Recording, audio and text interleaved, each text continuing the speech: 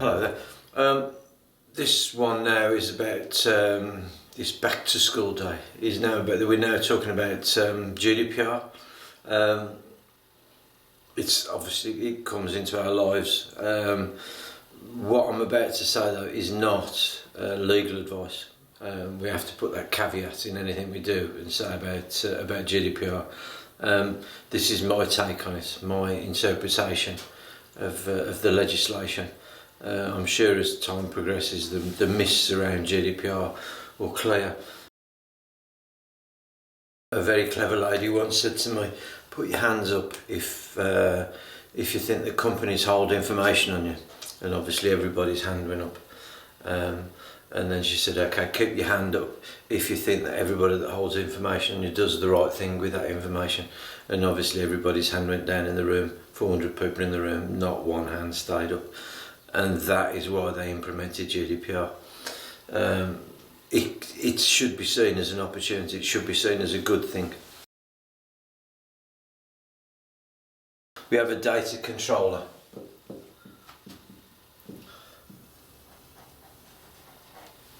We have a data processor. Sorry about the illiterate scroll. They have an agreement between them, and it is, as it says on the tin, you, if I'm the reseller, are the data controller. We, as the tech company, are your data processor. We do as you're told in accordance with the agreement that's in place. Now, we know from experience when the GDPR kicked in, there was very few agreements going backwards and forwards. There is an example of one on this page to download from down there, is it? Download it, have a look at it. If you want to use it, run it past the solicitor if you so desire, whatever. Other people have used it. Obviously put your name, whatever else, in the appropriate places, send it to us, we'll sign it, and that will form the agreement. And it'll dictate the terms of what you do as the data controller and what we do as your data processor, what we do on your behalf. So it's that's the starting point for GDPR. The system has four status. It has an unknown or pending status. It has a legitimate interest status. It has opted in status, and it has unsubscribed. So, unknown pending, the contact is in the system with a status alongside it of unknown or pending, and that means the system will not send an email to them. You can be in there, you can select it, it will not send them an email. The next one down is legitimate interest. Now this is the B2B get out.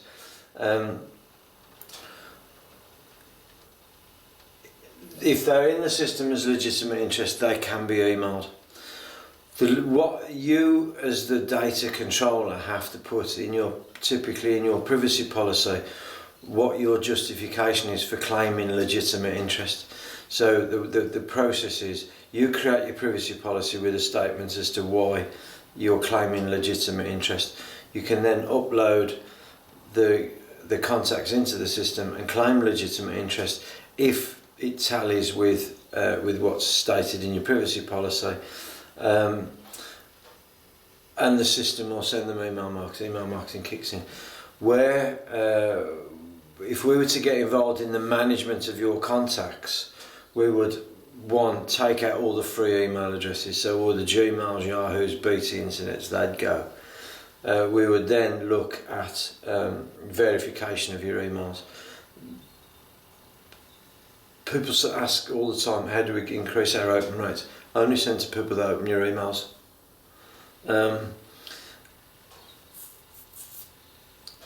Continual soft bounces.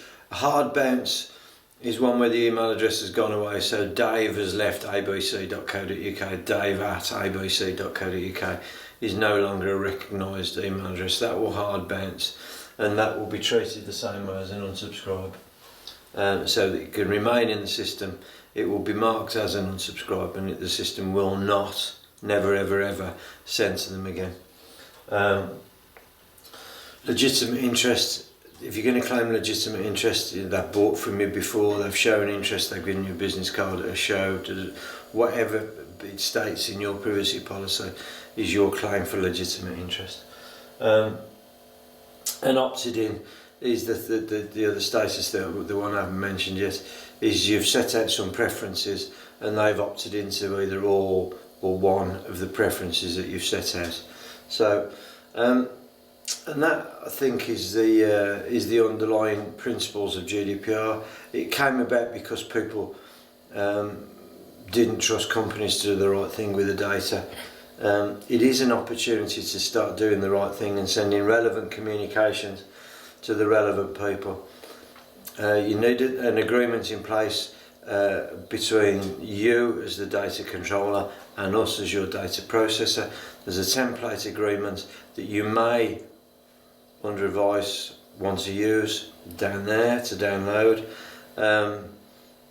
You then have various statuses, state I, in the system. Unknown pending, the system will not send them an email. Legitimate interest, it will, but you have to claim legitimate interest, and you have to put it in your privacy policy or put it somewhere where it states the context, the would-be context, why you're claiming legitimate interest, and on what grounds you're claiming legitimate interest. They can then go on and be more proactive, and they can opt in to the preferences that you've made available to them, or they can request that they be unsubscribed. The other thing I should say, just to close it out, is the system does keep an audit trail. So when that contact was loaded onto the system, and all the way through all the communications that they've had from you over time. So if anybody does ask, there'll be a small charge for this, but if anybody does ask, and I see the information you hold on me, then we can get that. So, and I think that's it. So that's here endeth the lesson on GDPR. I hope you found that useful. Thank you and goodbye.